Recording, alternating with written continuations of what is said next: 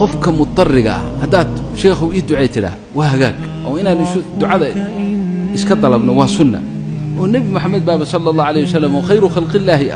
oo wax ka baraka badan oo ka fiican uu san jiri baaba sayyidina umar ku yiri ducadaada hanaga iloobin walaalka yarow markuu maka u socday meel wanaagsan kolka markuu qofku wax wanaagsan hayo ama shay wanaagsan uu hayo in ducada laga dalba waa arrin fiican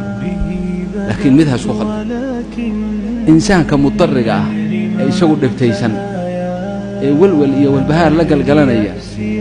iyo ninka kale ee arrintiisa ka bawarhaynin isku mid ma noqonayaan ducadooduna isku mid ma noqonayso adaa laga rabaa ninkaagan dhibtaysan ee dhibaatadu ay ku hayso ee wanaaga doonayay salaax iyo khayrka ilaahay aad ka doonayso baa laga rabaa in aad walwalsan aad rabbiga barido ducada ilaahay ku baray aad ducayso ilaahay aad xal waranto ilaahu xalkayga waa sidaas ilaahu saasaan